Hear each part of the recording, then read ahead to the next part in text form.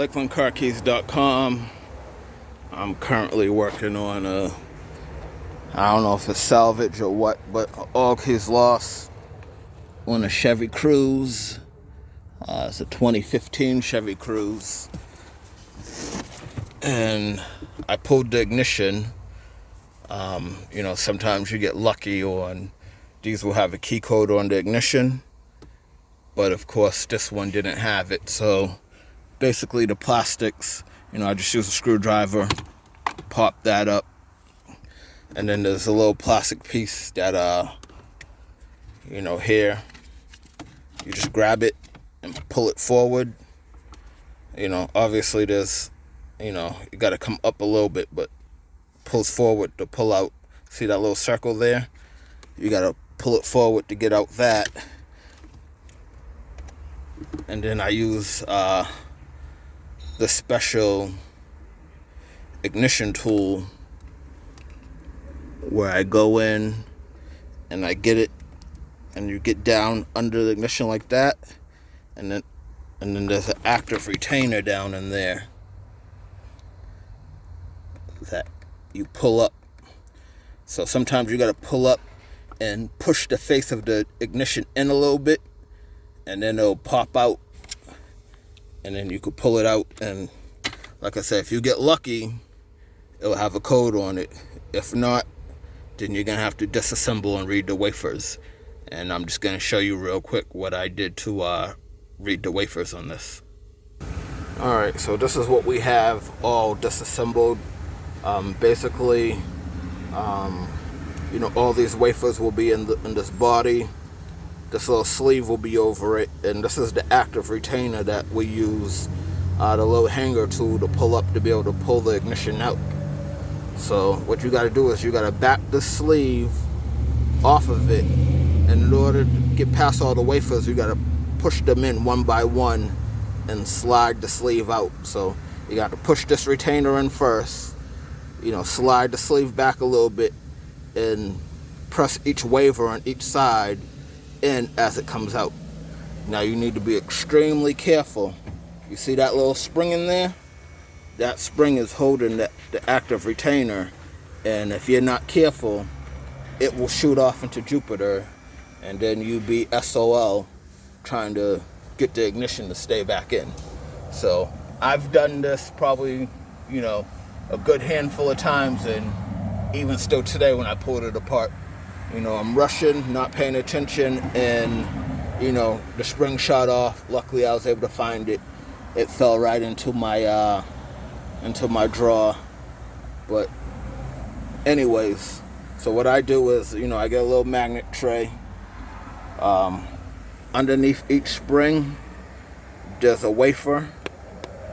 In the stud hole right here, you can see there's still that spring in there. It didn't come out. It was stuck in there. I'm not going to force it out, whatever. I take them out just so I don't lose them. You can leave them in there. You just got to be real careful with what you do with the body. But I just lay the wafers out like this. So this key has cuts, 1 through 8. This is the test key that I cut. I already tested it on the doors. It worked good, so I'm fairly confident that this is correct. But the wafers themselves have numbers on it. So this is the number 1 wafer. I'm not sure if I'm going to be able to focus on that. I can't really focus, but on the wing of the wafer itself, it has the number 12. Now, the first number 1 is going to reference the position. So I know this is the number 1 wafer, and the cut on this is going to be a 2. Now the second wafer, I really wish I could get a better view on this. The second wafer has a 4 stamped on it. So I know this is 2, 4. And then the third wafer has a 13. So again, that's referencing the top 1 position. And the cut is a number 3. And then the fourth wafer got a 4, so that cuts a 4. The fifth wafer is a 1-3, so I know this is position 1 or the top, and the cut is number 3. The next one is 3, and again this is 14, so I know it's in the top, position 1, and the cut is a number 4, and then the last one has a 1. So this key right here, the cuts for this is going to be 2, 4, 3, 2, 3, 3, 4, 1. And when I put that into my key cutting machine and I progression it, it comes back as a valid code that's in the code series. So I cut a test key of that valid key code, and I went ahead and I tried it in the door, and it worked perfectly. So I am going to start cutting. We're going to make 2 transponder chip keys for this car, and I'll cut and program it. While it's cutting, I'll go ahead and reassemble this ignition, and we can test the key in the ignition. Alright, and here we go. I got the ignition back reassembled. So what I did is I took the little springs, put them back in, put the wafers back in, put that active retainer with the spring back in, and I slid, the body over it. So this is the test key that I cut, and with the key inserted, you see how all the wafers sit down flush, and when they sit down flush on top and bottom, that's what allows the key to turn the cylinder when it's back installed.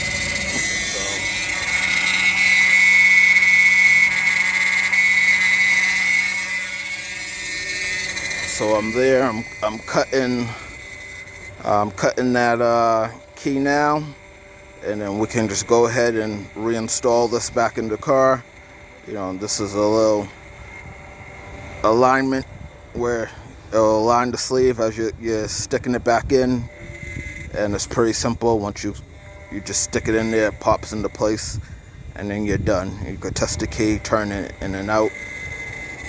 But I'm gonna wait until I finish cutting both those new transponder chip keys, and then we'll move on to programming. Alright, so I'm back in the car, and as you can see, that little alignment slot that I was telling you about, that's what you're going to want to align the little slot up on your sleeve and get it in there. And then you have to have the key in the right position, and then it just pops in there. Alright, it's locked into position. We'll test our test key. Alright, we could turn it on, we could turn it off. Alright, well obviously it's not going to start, and make sure the car's in park or else your key won't come back out. But alright, so we successfully made that key. This is one of the transponder keys that we cut. And alright, so now we can move on back onto programming. So that's what's going to be next.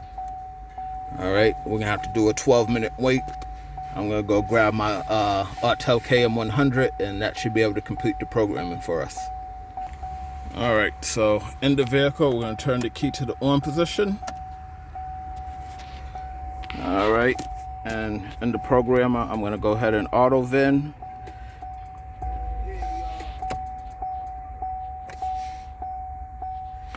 Alright, so we was able to get the VIN number.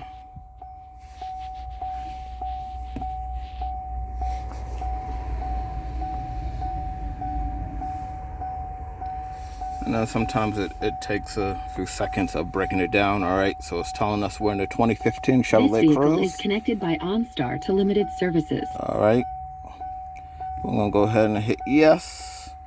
Select blade key, 1.8 liter. Alright, I'm just going to do a mobilizer status scan. This vehicle is connected by OnStar to limited services. Alright, ignition is switched on. I'll let it go ahead and do its system scan.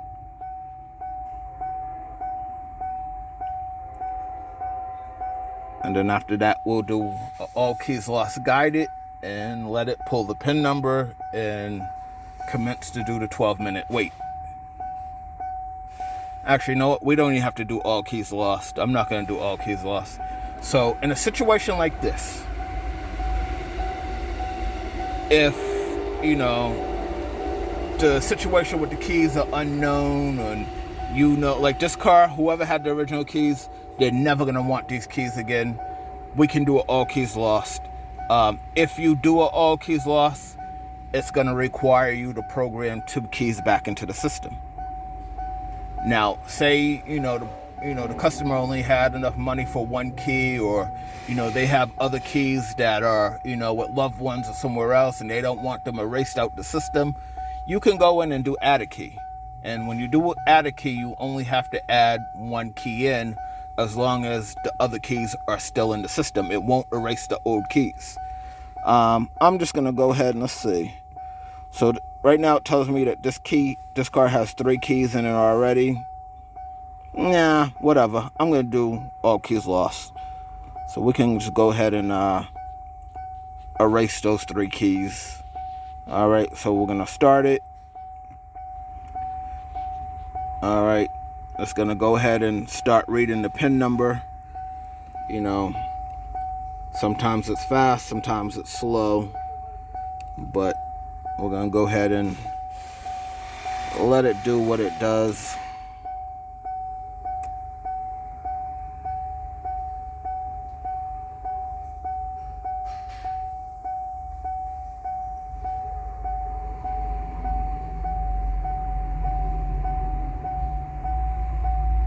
And another important thing always to check is keep an eye on your battery voltage.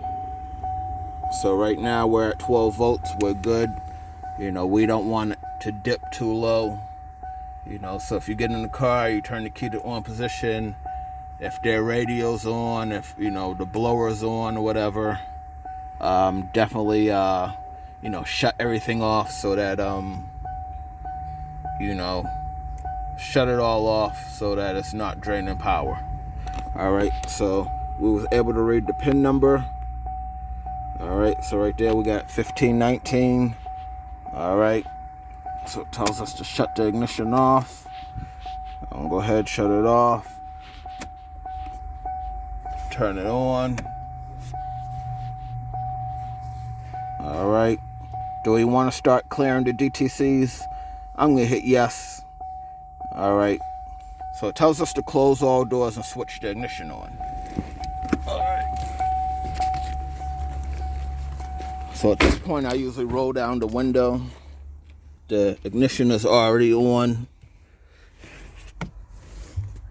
So I am gonna go ahead and hit OK. Let it clear the DTC, and then it's gonna start the key learning. I'm gonna go ahead and hit yes, start the key learning. All right, it tells me to close all doors and switch the ignition on. That's how we have it. All right, it automatically pulled up our PIN number. I'm gonna hit OK. Yes, that's the correct PIN number. All right, and so now we're at the point where, it's telling us it's gonna do a 12-minute wait. Now, had I been inside the car, I would have been stuck inside the car, and I would have had to sat there for 12 minutes. So this is why I always roll down the window and start it from the outside. And for 12 minutes I could go back and organize something in my van or whatever. In Florida it could be 120 degrees in this car, and you don't want to have to sit in there for 12 minutes. So I'm gonna go ahead and pause this video, and we'll come back when this is done. All right, we're getting close to the end. Usually around 85%, it will go ahead and complete the job. Usually if it keeps going all the way to 100%, that's a good indication that it failed. But there you see, as soon as it was turning to 83 to 84, it started the key configuration process. So then it'll tell us to shut off the car and open and close the door, and that's when we'll get back inside. So it's telling us to switch off the ignition and remove the key.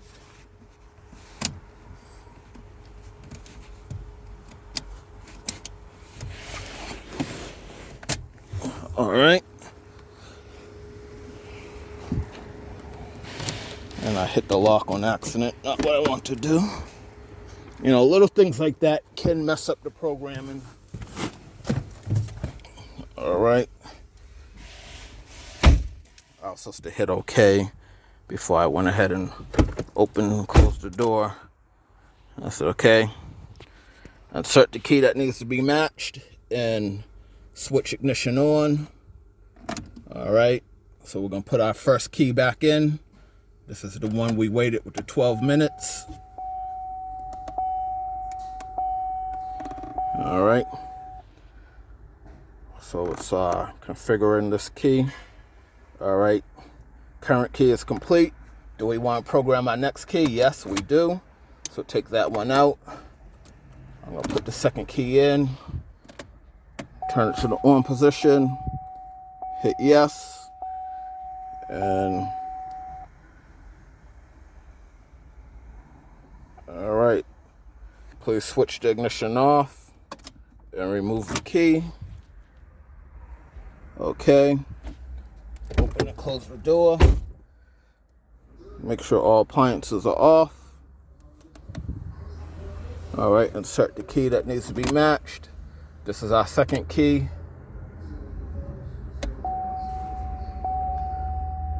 We'll go ahead and hit OK.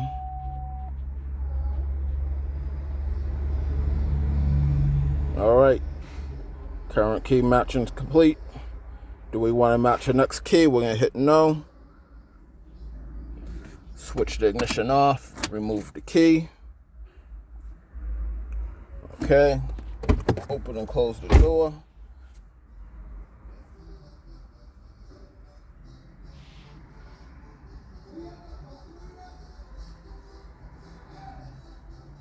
All right. So now it's saving all this, these two keys that we went ahead and added in. It's saving all the information in the body control module. And like I said, the body control module will do a handshake with the engine computer just to verify that, you know, the correct keys are in it before it allows it to even turn over to try to start.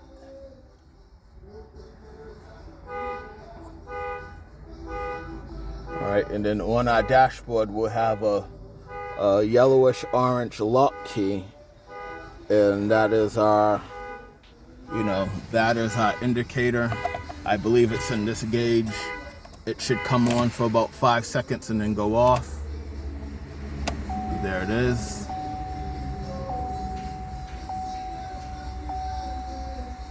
All right, so that one should have went off. Let's go ahead and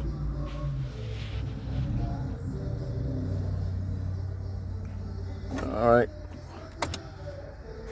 So we're gonna switch it back off. Hit OK. Switch it back on again. Hit OK. All right. So right now it tells us the number of match keys is 2. So remember when we initially did the immobilizer scan, it had 3 keys in it. That let us know it erased all 3 keys. And now it only has the 2 keys that we added doing the all keys lost. And that lock is out on the dash. So there goes the key on the off position. I'm going to turn it on. The little lock comes on right there and goes out. That lets you know that your key programming was successful.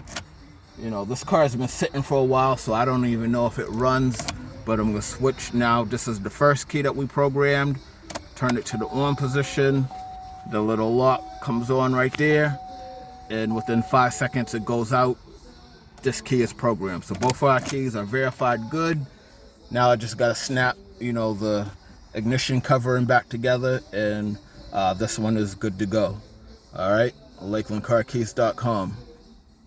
All right. So I got everything snapped back together. This car did start up. It did run. All right, well, of course now the battery's dead, but I did verify it did ran. So, yep, we're gonna chalk this up as a win and keep it moving to the next one. LakelandCarKeys.com.